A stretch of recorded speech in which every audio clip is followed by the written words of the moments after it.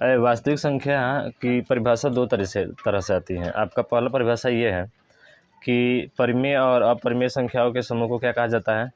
वास्तविक संख्या। यानी परिमेय तथा अपरिमेय संख्याओं के समूह को क्या कहते हैं? वास्तविक संख्या कहते हैं। और दूसरी परिभाषा इसकी ये आती है कि वे संख्या जिनका वर्ग करने पर एक धनात्मक संख्या प्राप्त होती है। वे संख्या जिनका वर्ग करने पर क्या प्राप्त होता है? धनात्मक मान प्राप्त होता है, वो आपका कौन सा होता है? वास्तविक संख्या होती है। तो दोनों परिभाषा लिख लीजिए।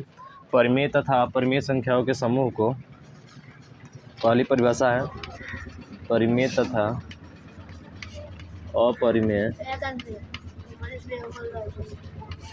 अपरिमेय संख्याओं के समूह को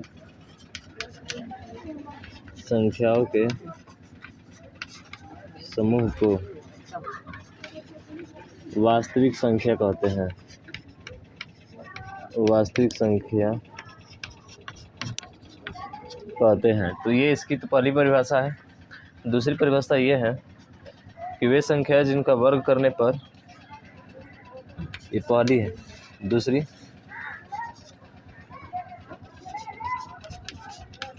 वे संख्या जिनका वर्ग करने पर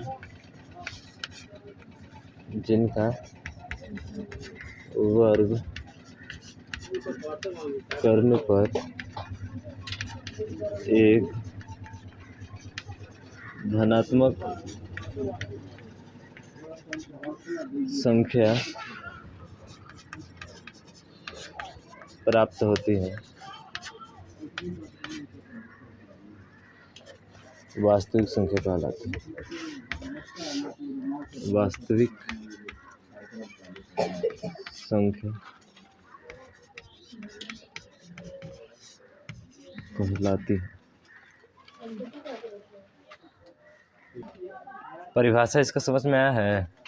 परिमेय और अपरिमेय, यानी कि इसके पहले जितने भी पढ़े हो, प्राकृतिक संख्या, सम संख्या, विषम संख्या और उसके बाद से पूर्णांक, जितने भी पढ़े हो वो सभी किसमें आ जाते हैं? आपके वास्तविक संख्या में आ जाती है।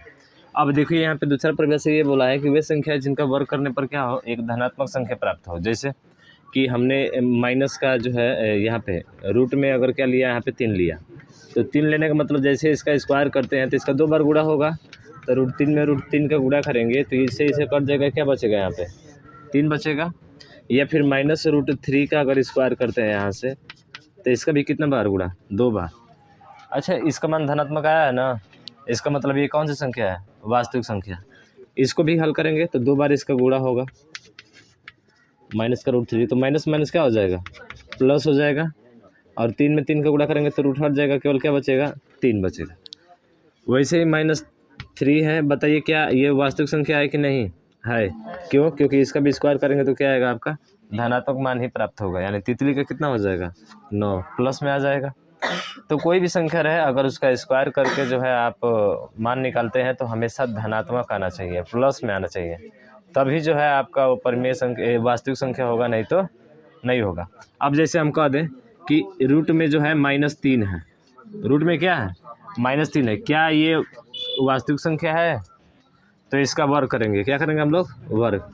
तो वर्ग करेंगे तो देखो माइनस का √3 और इंटू माइनस का √3। अब देखना ये 3 में से तो एक 3 बाहर हो जाएगा, पर यहाँ पे देखिए माइनस है तो ये माइनस क्या रहेगा? वैसे ही रहेगा। समझ रहे हैं ना? माइनस जो है वैसे ही रहेगा। यहाँ पे जो है ये ऋणात्मक ही प्राप्त होगा, तो ये कभी भी आपकी जो है धनात्मक मान इसका नहीं आएगा। जब इसका धनात्मक मान नहीं आएगा तो ये जो होगा कभी भी आपका वास्तविक संख्या नहीं होगा। यानी कि रूट में जो आता है ना माइनस करके, -3 जो रूट में आता है, तो हमेशा वो आपका वास्तविक संख्या ना होकर वो दूसरी संख्या बन जाती है। तो ये वाली ये नहीं होगी। ये नहीं कि आप कहेंगे कि नहीं माइनस में माइनस कैसे गुणा करेंगे प्लस हो जाएगा, नहीं, ये नहीं हो सकता है इसका। ठीक है, तो ये ध्यान रखना, जो ये रूट में रहता है माइनस करके वो जो है आपका कभी भी वास्तविक संख्या नहीं होता। तो होता कौन सी संख्या है? इस संख्या को नाम देते हैं हम लोग काल्पनिक संख्या। क्या नाम देते हैं उसको? काल्पनिक संख्या है। यानी कि जो रूट में करके अगर -3 आता है तो वो हमेशा काल्पनिक संख्या होती है, वो कभी भी वास्तविक संख्या नहीं होती। तो √4 है तो उसको मान निकालेंगे, प्लस माइनस दोनों में रहेगा। ना ना ना ना, कभी नहीं आ सकता। ये √4 बोल रहे हो माइनस में, तो सोचो। हाँ, केवल हाँ ये वाला हम बता दें कब आता है प्लस माइनस, ध्यान रखना है एक चीज़, जब x का स्क्वायर बराबर 4 होता है ना, तब यहाँ से x बराबर प्लस माइनस √4 आता है। एक चीज़ ये ध्यान रखना है यहाँ से, समझ रहे हो ना। लेकिन अगर ये रहता है केवल कि नहीं √4 है, कहोगे कि नहीं प्लस माइनस ये 2 आता है, इसका प्लस माइनस इसका 2 होगा ना, हाँ 2 होगा, तो यहाँ पे कहोगे कि नहीं ये भी प्लस माइनस 2 होता है √4 का, मतलब ये गलत है, केवल 2 ही होता है। इसका अंतर है, इसमें और इसमें अंतर है। ये समीकरण है, समीकरण के अकॉर्डिंग एक बार प्लस एक बार माइनस आता है, इसीलिए एक बार प्लस रखने पर एक बार माइनस रखने पर, क्या यहाँ पे अब ऐसे √4 दे देते तो कह एक बार प्लस रखो एक बार माइनस रखो, कौन सा समीकरण दिया गया है ना, दिया गया है। तो दोनों में अंतर है, एक √4 का मान केवल प्लस का 2 होता है, और इसका मान जो होता है ना x का मान निकलता है तो प्लस माइनस दोनों होता है। अंतर ये है यहाँ पे। नहीं तो ऐसे सवाल बना दे, अब सिंपल सा छोटा सा सवाल बना दे, थोड़ा सा नया सवाल यहाँ पे बन सकता है कि √4 है, √4 का जो मान है ऑप्शन में रहेगा आपका 2, बी रहेगा आपका -2, सी रहेगा आपका प्लस माइनस 2, और डी रहेगा आपका क्या बोलते हैं, हाँ डी रहेगा, इनमें से कोई नहीं। अब किस पर जाओगे, 90% लोग जो है ना, ऐसे तो देखा जाए तो ज़्यादातर इसी पर जाएंगे, हमको पता है इसी पर सब ज़्यादा जाएंगे, और इस पर जो है बहुत कम लोग जाएंगे। थोड़ा चालाक ज़्यादा होंगे ना, तो चालाक लोग इस पर जाते हैं ज़्यादा, मतलब थोड़ा सा चालाकी रहता है, नहीं रूट में आता है तो हमेशा प्लस से माइनस में आता है, तो ये वाले पे जाएंगे। लेकिन अगर इसको दे दिया जाए, इसके जगह पे यहाँ पे x² बराबर 4, अब पूछा जाए कि बताइए x का मान क्या होगा यहाँ पे, तो बहुत लोग भी इसी पर जाएंगे, फिर भी तभी भी इसी पर जाएंगे, वो कभी इस पर आएंगे ही नहीं, जो कि वास्तव में हकीकत है कि आपका सही कौन सा होना चाहिए, सी वाला होना चाहिए। अब इस पर तर्क करने लगेंगे, कैसे आपने कर दिया ऐसे करके। आइए एक बार सवाल आया भी था, x² बराबर 4, तो बताइए x का मान क्या होगा, प्लस में था माइनस में था, प्लस माइनस दोनों था, उसके बस इनमें से कोई भी नहीं था। तो इसका बताए थे ना कि x बराबर निकालेंगे तो रूट में आएगा, रूट में आएगा तो प्लस माइनस दोनों के साथ आता है, इसलिए इसका ये वाला सही होगा। इस वाले पे मारे तो क्या हो जाएगा, गलत हो जाएगा। सवाल है ये, समझ रहे हो ना, देखने में छोटा लग रहा है पर बहुत बड़ी गलतियाँ हो सकती है हमसे यहाँ पे, तो इस चीज़ को थोड़ा सा ध्यान रखना है आपको, ठीक। अब अगला हेडिंग होगा काल्पनिक संख्या, इमेजिनरी नंबर। अगला लिखिए काल्पनिक संख्या।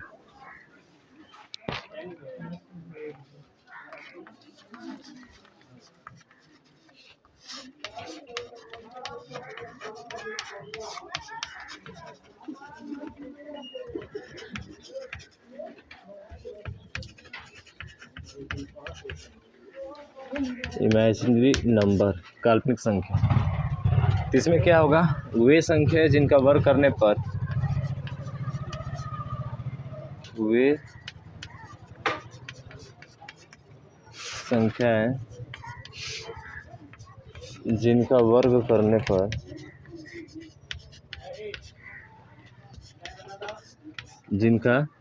करने पर ऋणात्मक संख्या प्राप्त होती है, ऋणात्मक संख्या प्राप्त होती है, काल्पनिक संख्या कहलाती है।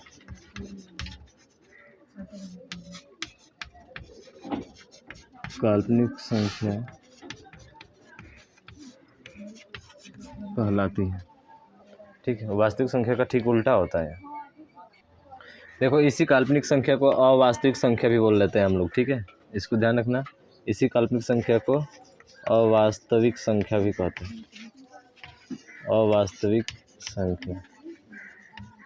तो जैसे में क्या होगा, जैसे में रूट में माइनस क्या हो गया आपका 3, रूट में जो होगा माइनस का 5, ऐसे करके जो है आपकी संख्या आती रहेगी।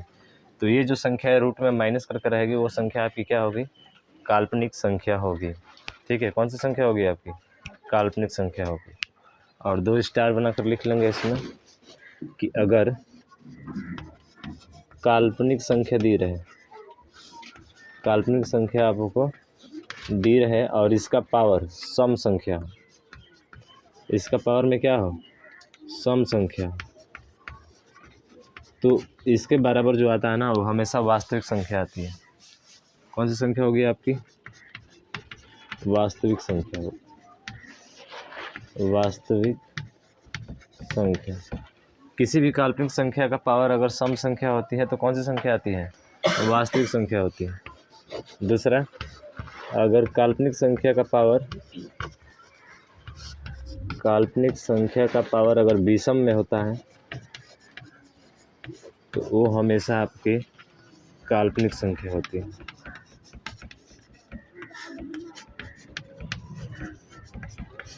काल्पनिक संख्या होती है, ठीक है। ये दोनों थोड़ा सा ध्यान रखना।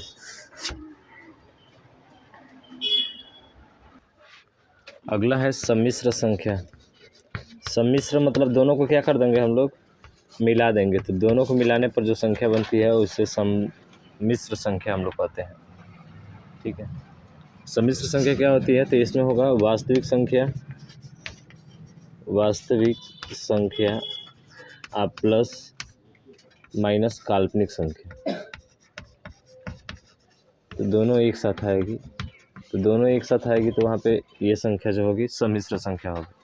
काल्पनिक संख्याओं के साथ जब वास्तविक संख्या शामिल कर लेते हैं इसमें ना, दोनों एक साथ आती हैं तो कौन सी संख्या होती है? सम्मिश्र होती है।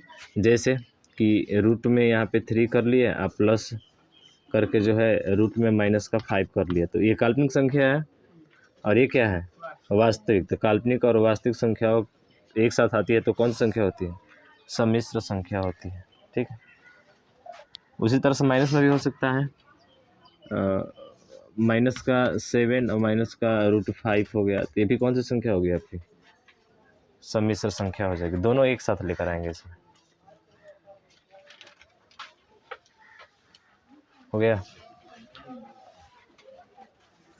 अब उसके बाद से अगला आएगा, बहुत ही महत्वपूर्ण होता है ये, अभाज्य संख्या। जानते हो ना अभाज्य संख्या? यहाँ से क्वेश्चन खूब पूछे जाते हैं। लिख लिया था ना सभी? अगला है अभाज्य संख्या।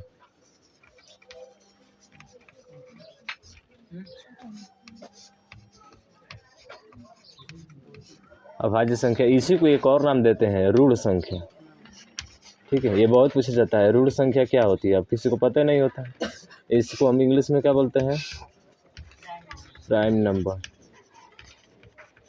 अभाज्य संख्या को ऋण संख्या यानी कि प्राइम नंबर होता है। सभी को पता है कि वे संख्या जो 1 से और स्वयं से विभाजित होती हैं वो कौन सी संख्या होती है आपकी? अभाज्य संख्या होती है। यानी ऐसी संख्या है जिसके केवल 2 ही गुणनखंड संभव हो। जिनके कितने गुणनखंड संभव हो? केवल 2 ही, 2 से अधिक नहीं। यानी कि 1 होगा और खुद वो संख्या होगी, वही उन्हीं का दोनों का गुणा होगा, बाकी और कोई संख्या नहीं हो सकती है। तो यहाँ पे लिख लेंगे इस परिभाषा कि वे संख्या है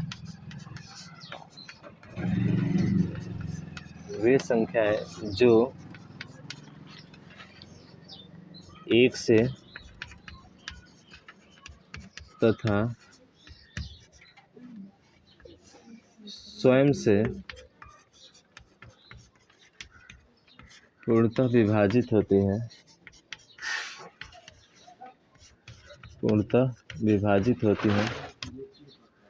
किसी अन्य संख्या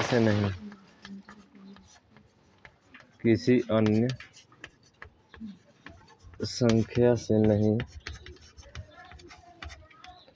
अभाज्य संख्या कहलाती है।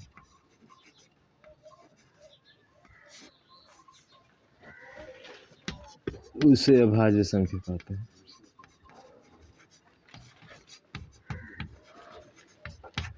अभाज्य संख्या या ऋण संख्या कहते हैं।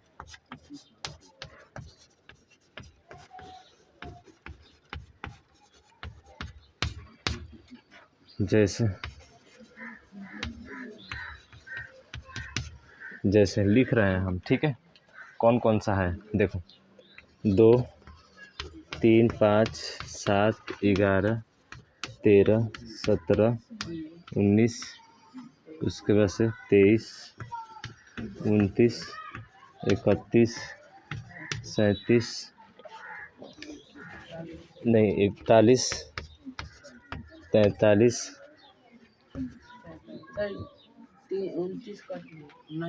अरे कट जाएगा 41, 43, 47, 53, 61,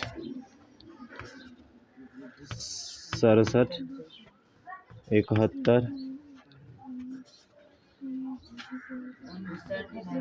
73, 79, 83,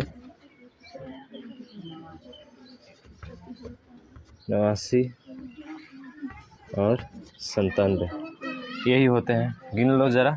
1 2 25 होते हैं ना, तो 1 2 3 4 5 6 7 8 9 10 11 12 13 14 15 16 17 18 19 20 21 22 23 24। एक छूट रहा है 87। हाँ 87 नहीं, 87 नहीं होगा। यहाँ पे 41 43 47 49। अच्छा नहीं, 49 तो कट जाएगा 49 53 59। अच्छा 59 नहीं कटेगा ना। हाँ 59, 53 के बाद से क्या आएगा, 59 आएगा। यहाँ पे 59 छूटा था। अब जोड़ेंगे तो टोटल कितना हो जाएगा आपका 25। यानी कि 1 से लेकर 100 तक अगर हमसे पूछा जाए तो कितने होते हैं 25। ठीक है, यहाँ पे ज़रा देखना, 1 से लेकर अगर हम 10 तक लेते हैं तो ये वाला हो जाएगा, 1 से 10 हो गया। फिर 10 से ऊपर गिनते हैं, यानी कि 10 से लेकर 20 तक। तो 10 से लेकर 20 तक गिनेंगे तो कौन सा होगा, 19 तक होगा। फिर 20 से लेकर हम 30 तक गिनते हैं, तो 30 तक गिनेंगे तो कौन सा होगा, ये होगा। अच्छा 29 तक, हाँ 29 तक ही गिनना। तो 30 तक हो गया ये वाला। 30 से लेकर 40 तक अगर देखा जाए तो ये भी 2 है, 2 ही है ना। हाँ 40 तक। फिर 40 से 50 तक देखा जाए तो कितने हैं, 3 है ये वाला। फिर 50 से 60 देख लो, ये भी 2 है। और 60 से 70 और 70 से 80 और 80 से 90 और 100 में। इसका मतलब कि देखो 1 2 3 4, यानी 1 से 10 तक कितनी संख्या आ रही है, 4 आ रही है। 1 2 3 4, यहाँ पर भी कितनी आ रही है, 4 आ रही है। फिर यहाँ पर भी कितना, 2, 442 हो गया। 1 2 2 ही आ रहे हैं ना यहाँ पर भी, तो यहाँ पे 2 हो गया। और यहाँ पे 1 2 3, फिर 3, फिर कितना आ रहा है 2, 232। फिर 2 आ रहा है, फिर से कितना आ रहा है 3, और फिर से कितना आ रहा है 2, और फिर से लास्ट में कितना आ रहा है 1। यानी कि देखो 442, 232, 232 और 1, देख रहे हो ना। ये याद रख लोगे तो आसान रहेगा तुमको पहचानने में। पूछा जाए कि 1 से लेकर 40 तक कितनी संख्या होती है अभाज्य, 1 से 40 तक, तो 10 20 30 और कितना हो गया 40, तो कितना होती है 12। जोड़ लो। अरे 2 2 4 4 8 और 4 कितना हो जाएगा 12 हो जाएगा। समझ रहे हो ना। इस तरह से आसानी से ज्ञान जो है निकाल सकते हो। 442, 232, 232 और क्या होता है 1 होता है। अगर पूछे कि 1 से लेकर 50 तक, तो 10 20 30 40 और 50 यहाँ आ रहा है। तो देखो 3 2 5 2 7 4 11 और 11 4 15, आसानी से बता सकते हो। ये समझ रहे हो ना। इसीलिए इसको हम यहाँ पे लिखवाए हैं, ताकि 1 से 90 पूछे, 1 से 80 पूछे तो कितनी संख्या होगी, 1 से 25 पूछ ले तो कितनी होगी। तो 25 का मतलब 20 होगा, यहाँ पे 20 होगा ना। तो 20 तक तो गिन लोगे कि 4 4 8 2 10 हो गया। अब 20 के बाद से देख लो कौन सा 25 तक और आता है, 23 आएगा एक ही। 23 के बाद से तो और कोई आएगा नहीं, यानी कि 21 होता है। 1 से लेकर 25 तक कितनी संख्या होती है, 4 4 8 2 10 1 11 हो जाएगी। समझ में आ रहा है। अगर 1 से लेकर 30 तक पूछे हम कितनी अभाज्य संख्या है, तो आप कहोगे सर 10 20 30, 4 2 6 2 4 कितना हो जाएगा 10, यानी 1 से लेकर 30 तक कितनी संख्या आती है 10 आती है। समझ रहे हो ना, अभाज्य संख्या। तो ऐसे पूछा जा सकता है। तो ये वाला याद रहे तो और अच्छा है, बता सकते हो कहीं से कोई भी पूछे तो। अच्छा बताओ, अभी परिभाषा लिखवाए थे कि देखो 2 जो है केवल किससे कटेगा, 1 से और अपने आप से, किसी और संख्या से नहीं कटेगा, इसलिए ये अभाज्य है। इतने जितने भी लिखेगा है ना 2500, 1 से लेकर 100 तक कितनी संख्या होती है 25 होती है। हाँ इसमें नोट करके कुछ और पॉइंट है उसको लिख लीजिएगा, नोट करके। नोट में पहला नंबर इसका होगा, एक न तो भाज्य है और न ही अभाज्य है और न ही अभाज्य। मतलब एक न तो भाज्य है और ना ही क्या है आपका अभाज्य है, ठीक है, क्योंकि एक एक ही से ना खाली कटेगा, इसके दो गुणनखंड तो बनेंगे नहीं, इसलिए वजह से जो है एक आपका भाज्य या अभाज्य संख्या कभी भी नहीं होता। उसके बाद से एक अंक की सबसे छोटी विषम अभाज्य संख्या कौन सी होगी? हाँ, एक अंक की सबसे छोटी, एक अंक की सबसे छोटी विषम अभाज्य संख्या। देखो विषम शामिल क्या है ना इसमें, यही नहीं पढ़ते हैं विषम अभाज्य संख्या, और हम गलती करके आते हैं किस पर मार्कर? 2 पर, और होता क्या है इसका आंसर? 3 होता है। हम खाली ये पढ़ेंगे कि एक अंक की सबसे छोटी, आप विषम को भूल जाएंगे, यहाँ से विषम याद नहीं आएगा कि पढ़े हैं इसको। अभाज्य संख्या अब मार देंगे वो 2 पे, सबसे छोटी अभाज्य संख्या पूछे तो 2 होगा आपका, और 2 कौन सी है? सम संख्या है ना, तो सबसे छोटी एक अंक की सम संख्या, सम अभाज्य संख्या कौन सी है? तो 2 होगा। अगर विषम अभाज्य पूछे तो क्या होगा? 3 होगा, ठीक है, इसका थोड़ा सा ध्यान रखना। अगर ये पूछे कि एक अंक की सबसे बड़ी अभाज्य संख्या, एक अंक की सबसे बड़ी अभाज्य संख्या, देखिए एक अंक की 7 होगा ना, 2 का अंक आ रहा है ना इधर, तो एक अंक की सबसे बड़ी अभाज्य संख्या कौन सी हो जाएगी? 7 हो जाएगी। तो कैसे भी क्वेश्चन बना सकता है आपका, समझ रहा है ना, कैसे भी क्वेश्चन पूछा जा सकता है यहाँ से, तो इस चीज़ को थोड़ा सा सतर्क रहना है आपको। आप पूछे कि सबसे 2 अंकों की सबसे बड़ी अभाज्य संख्या बताइए कौन सी है? 2 अंकों की सबसे बड़ी अभाज्य संख्या कौन सी है? 97। और 2 अंकों की सबसे छोटी अभाज्य संख्या कौन सी है? 11। देख रहे हो ना, हाँ, तो क्वेश्चन ऐसे पूछे जाते हैं, सबसे छोटी 2 अंक की 11 हो जाएगी, और सबसे बड़ी 2 अंक की कौन सी हो जाएगी? 97 हो जाएगी। और सबसे बड़ी 3 अंकों की अभाज्य संख्या कौन सी होती है? हाँ, 997। हाँ, इसको लिख लीजिए, इसको लिख लीजिए, ये तो बाकी बता सकते हैं ना इस तरह से, ठीक है, इसको लिखिएगा दूसरा नोट में कि 3 अंकों की सबसे बड़ी अभाज्य संख्या, 3 अंकों की सबसे बड़ी अभाज्य संख्या क्या होती है? 997 होती है, ठीक है। और 3 अंकों की सबसे छोटी अभाज्य संख्या क्या होगी बताओ?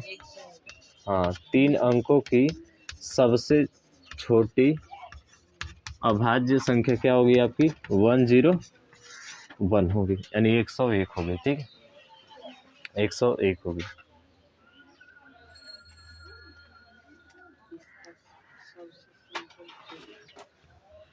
अगर हम ये पूछ लें, अगर कभी कभी ये भी पूछ ले कि 1 से 1000 तक कितनी अभाज्य संख्याएं होती है?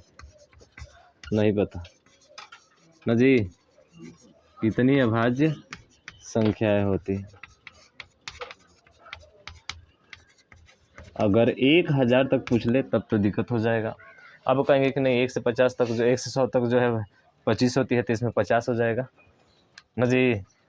नहीं, इसका ये नहीं होता, 168 होती है, ध्यान रखिएगा इसको। कितनी होती है? 168 होती है, 1 से लेके 1000 तक अभाज्य संख्या है, ठीक है, 168। यहाँ पर देखिएगा अभाज्य संख्या कैसे पहचाने, कैसे पहचानेंगे कि ये अभाज्य संख्या है, थोड़ा सा ध्यान रखिएगा इसका। अभाज्य संख्या पहचानना मतलब अभाज्य संख्या को कैसे हम लोग पहचानेंगे, तो हमें तो याद होना चाहिए 1 से लेकर 30 तक स्क्वायर में, तो समझ रहे हैं। जैसे हम कह दें कि 23 का स्क्वायर क्या होता है, तो तुमको याद होना चाहिए कि 23 का स्क्वायर मतलब 23 में 23 का गुणा, और गुणा करने के लिए एक तरीका होता है, शॉर्टकट होता है ना, क्या करते हैं? 3 का स्क्वायर करेंगे तो कितना होगा? 9। हासिल बचा है? नहीं। उसके बाद इन तीनों को लगता है 2 3 6, 6 दूना के 2 3 6, 6 दूना के 12, 12 का 2, बचा कितना? 1। फिर लास्ट में इसका स्क्वायर करके जोड़ते हैं, तो 2 दूना का 4 और 1 5, 529। समझ में आ रहा है ना? हाँ, ये स्क्वायर तुमको आना चाहिए इस तरह से, समझ रहे हो? समझ में आया नो? ना समझ में आया? पहले इसका स्क्वायर करना है, 3 का स्क्वायर कितना होगा? 9। उसके बाद से इन तीनों को लगातार गुणा कराना है, तो 2 3 6, 6 दूना के 12, 12 का 2 बचा कितना है 1, और फिर लास्ट में इस 2 का स्क्वायर करके जोड़ना है, 2 में 2 का गुणा करके जोड़ना है, तो 2 दूना के 4 और 1 5, इस तरह से होता है। हाँ हाँ, जितना कायरी बचेगा उतना, ठीक है। चलिए अच्छा है। अब देखिए, अब क्या करना है कि कोई भी आपको दे दे, जैसे हमको देखिए 161 है, बताइए ये अभाज्य संख्या है कि नहीं है। तो आपको चेक करना पड़ेगा कि ये किसके स्क्वायर के बीच में है। तो देखिए 10 का स्क्वायर किसके करीब में है स्क्वायर का, 10 का स्क्वायर 100 होता है, 11 का स्क्वायर 121, 12 का स्क्वायर 144। देखो 12 का स्क्वायर क्या होता है 144 होता है, 13 का स्क्वायर 169। इससे ज़्यादा हो गया ना, तो ज़्यादा वाले को हटा दीजिए। 12 के स्क्वायर के करीब में आ रहा है ये, तो 12 से पहले जितनी भी अभाज्य संख्या है ना, उससे हम इसमें भाग करते हैं। कट जाएगा तो अभाज्य है, कट जाएगा तो क्या है अभाज्य नहीं है, कटेगा तो अभाज्य नहीं है। अगर यदि नहीं कटेगा तो क्या हो जाएगा अभाज्य हो जाएगा। जैसे देखो 12 के पहले कौन कौन सी संख्या आती है, 2 आता है, 3 आता है, 5 आता है, 7 और 11। 2 से कटेगा नहीं, भाज्यता का नियम भी हम पढ़ेंगे तो पता चल जाएगा। लास्ट में 2 रहेगा तभी ना कटता है, 0 2 4 6 8 रहता है। 3 से देखो 6 1 7 1 8, जोड़ने पर कटना चाहिए, नहीं कटेगा। 5 से 0 और 5 रहेगा तभी कटता है। 7 से 7 दूना के 14, 7 का 21, कट गया। और जैसे ही कट जाएगा तो ये भाज्य संख्या आपकी नहीं होगी, ये भाज्य संख्या नहीं है, सॉरी भाज्य बोल रहे हैं क्या, अभाज्य संख्या नहीं है। कट गया ना 7 से। जैसे हमने कहा कि 253 है, क्या ये अभाज्य संख्या है कि नहीं, फिर इसको पता कीजिए। तो देखेंगे तो ये 25 के स्क्वायर के लग में है क्या, नहीं। अगर 253 है तो बताइए 500, तो 10 का स्क्वायर 13 का स्क्वायर यानी कि 15 का स्क्वायर कितना होता है 225 होता है, यही होता है ना। और 16 का स्क्वायर 256, यानी इसके बीच में पड़ेगा, 15 के बीच में पड़ेगा ना। इतना यही तरीका है इसका पता करने का। अब 15 के पहले अभाज्य संख्या क्या क्या होती है, 2 3 5 7 11 और 13, यही होता है। 2 से कटेगा नहीं, 3 से 5 2 7 3 10 नहीं कटेगा, 5 से भी नहीं कटेगा, 7 से 7 का 21 और 7 से 42 नहीं कट रहा है, 11 दूना के 22, 11 तिया 33। इसका मतलब ये भी क्या है अभाज्य संख्या नहीं है। आ रहा समझ में। हाँ अब देखिए 279 लिए हम लोग, कितना लिए 279 लिए, ये तो कट ही जाएगा, 9 7 16 2 18 कट जा रहा है ना। चलिए कोई ऐसा लेते हैं जो अभाज्य ना हो, जो अभाज्य हो आपका, ठीक है। हाँ 5 1 1, हाँ चलिए इसको देखते हैं क्या ये कटेगा कि नहीं। तो 511 7 से कट जाएगा, अच्छा चलिए यही 997 ही ले लीजिए, ठीक है। चलिए 997 लीजिए। 997 किसके करीब में है जी, 1000 होगा ना इसका, 1000 यानी कि 10 का स्क्वायर कितना होता है 100 होता है ना, 10 का तो होगा नहीं। 25 का स्क्वायर 625, 28 का स्क्वायर कितना होता है निकाल लो, 30 का स्क्वायर, अगर 30 का स्क्वायर करते हैं तो तितली का कितना हो जाएगा 900। हाँ 31 का करते हैं तो 961 आता है, अगर 31 का स्क्वायर करते हैं तो 961 आएगा।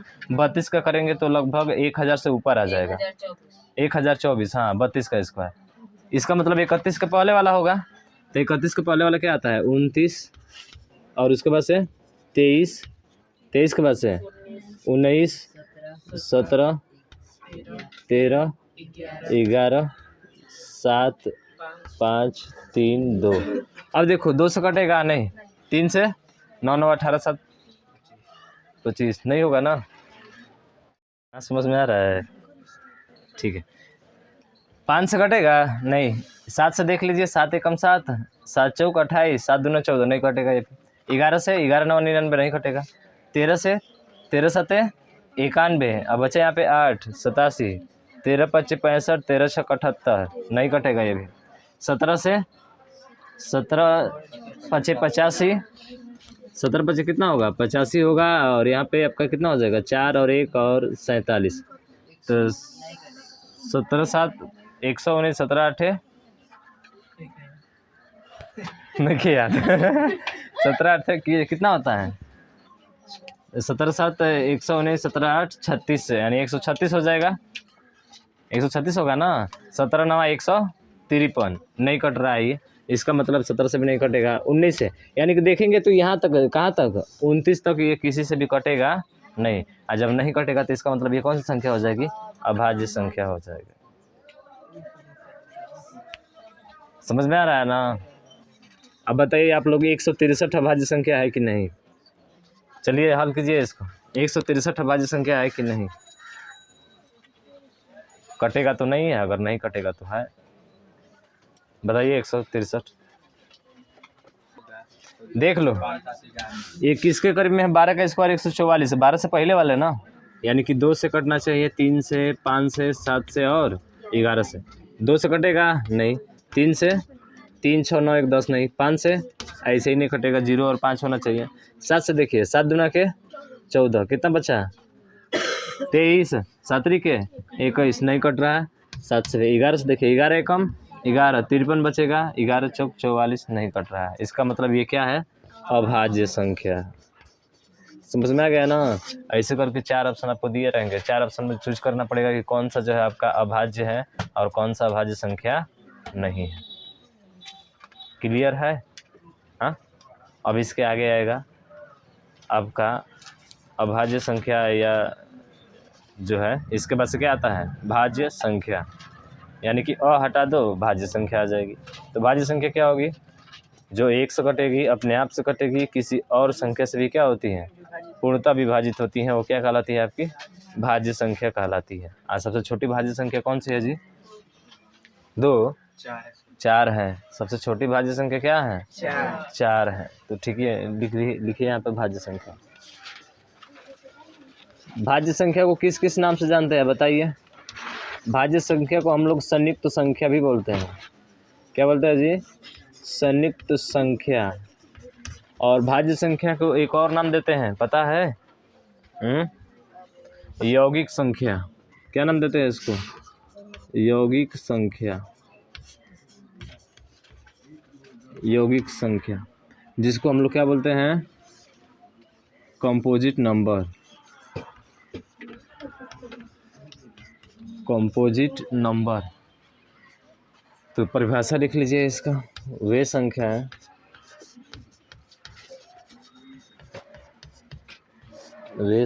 जो एक से अपने आप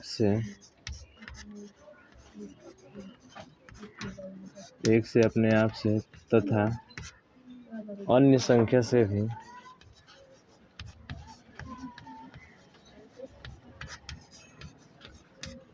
अन्य संख्याओं से भी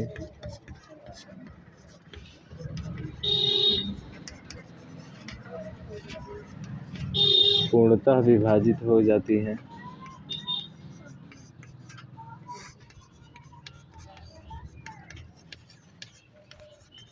पूर्णतः विभाजित हो जाती है, भाज्य संख्या कहलाती है। भाज्य संख्या कहलाती है। जैसे 4 6 8 9 10 12 14, ऐसे करके जो है आपकी संख्या क्या होती रहेगी? आती रहेगी आगे। तो सबसे छोटी भाज्य संख्या क्या है? 4। ठीक, देख रहे हैं ना? यह 4 जो है सबसे छोटी भाज्य संख्या है। देखिए, ये 1 से भी कटेगा, 2 से भी कटेगा और अपने आप से भी, यानी 1 से कटे, अपने आप से कटे और अन्य संख्याओं से भी विभाजित हो जाए। कितनी भी संख्या है उन सभी से क्या हो जाए? विभाजित हो जाए, लेकिन 2 से अधिक होने चाहिए। अब गुणनखंड बोले तो कम से कम कितने होने चाहिए? 3 गुणनखंड होने चाहिए। जैसे कि 1 गुणे 2 गुणे 2, तभी तो 4 आएगा ना। 3 गुणनखंड का मतलब कि गुणनखंड 1 गुणे 2 गुणे क्या होना चाहिए? 2। देखो 3 गुणनखंड इसका बन रहा है कि नहीं? तो वो संख्या क्या होती है आपकी? अभाज्य, यानी कम से कम 3 गुणनखंड हो, अधिक से अधिक कितना भी हो सकता है आपका। ठीक, तो वो संख्या क्या कहलाती है? आपकी भाज्य संख्या कहलाती है। अच्छा, यहीं पे एक सवाल बन सकता है। आपको तो पता है कि सबसे छोटी अगर भाज्य संख्या पूछा जाए तो जवाब क्या होगा? 4। ठीक है, अगर हम पूछे कि 1 से लेकर 100 तक कितनी अभाज्य संख्या होती है, 1 से लेकर 100 तक कितनी भाज्य संख्या होती है? 74 होती है। अब कैसे होती है निकाल सकते हैं आप। देखिए आपको पता है कि 1 से लेके 100 तक जो कौन सी अभाज्य संख्या होती है, जो पहले निकाले थे वो कितना होती थी? 25 होती थी। 25 आपकी 1 से लेके 100 तक अभाज्य संख्या थी ना। अब 25 थी तो 25 अगर घटा देंगे 100 में से तो कितना बचेगा? 75 बचेगा। 75 तो आपका भाज्य होगा, 75 भाज्य होगा ना, लेकिन एक ना तो अभाज्य होता है ना ही भाज्य होता है, इसलिए एक और इसमें से घटा दोगे तो कितना हो जाएगा? 74। यानी कि 1 से लेके 100 तक कुल भाज्य संख्या कितनी होती है आपकी? 74 होती है। समझ में आया? हाँ, जैसे कि हम पूछे कि बताइए 1 से लेके 25 तक कितनी अभाज्य संख्या होती है, बता सकते हो? 1 से लेके 25 तक कितनी भाज्य संख्या होती है? भाज्य संख्या पूछ रहे हैं तो 1 से 25 तक पहले गिन लो। 4 4 2 था ना, 4 4 और क्या था? 4 4 और 2 था, तो 10 20 भाई 30 में शामिल हो गया था ना, तो इसको हटा दीजिए तो 4 4 कितना हो गया? 8।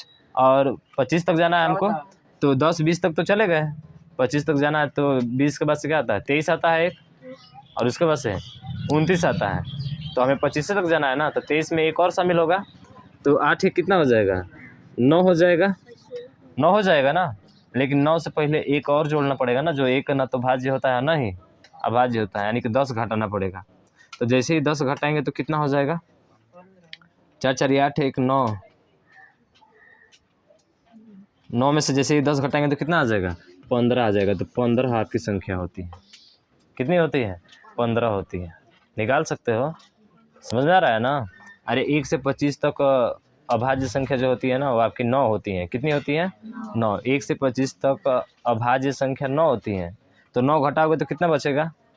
15 से 9 जो 16 बचेगा ना, और 16 में से फिर एक को घटाना पड़ेगा कि नहीं, तो एक घटाएंगे तो कितना आ जाएगा? 15 आ जाएगा। समझ रहे हो ना? अब जैसे कह दे कि 1 से लेके 50 तक कितनी भाज्य संख्या होती है? 1 से 50 तक कितनी भाज्य संख्या होती है? तो आपको पता है कि 1 से 50 तक 15 होता है अभाज्य, तो 15 घटाएंगे तो कितना हो जाएगा? 35 होगा ना। आप 35 में से फिर एक घटा देंगे, कितना हो जाएगा? 34। यानी 1 से 50 तक भाज्य संख्या कितनी होती है? 34 होती है। ऐसे करके निकाल लेंगे, अगर पहले वाला आपको पता होगा तो। समझ रहे हैं ना? तो इस तरह से भी क्वेश्चन आपके बन सकते हैं, पूछे जा सकते हैं ऐसे। समझ में आया? हाँ, तो निकाल सकते हैं कि नहीं? एक चीज़ और, यहाँ पे एक और प्रश्न बन सकता है। ये 4 देख रहे हैं, ये किसका पूर्ण वर्ग है? 2 का पूर्ण वर्ग है। और 2 क्या है? सम संख्या। तो एकमात्र जो है सम संख्या जो एक पूर्ण वर्ग भी होती है और पूर्ण वर्ग के साथ साथ वो भाज्य संख्या भी होती है, वो कौन सी संख्या है आपकी? 4 है।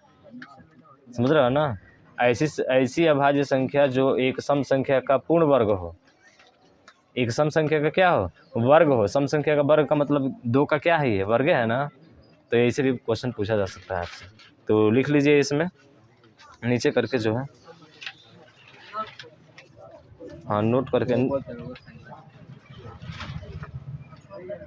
करके या छोड़िए इसको, नोट करके रहने दीजिए अभी, ठीक है? आगे चलते हैं, आगे देखिए कि आगे अब कल बात किया जाएगा। रहने दे, ठीक है? कल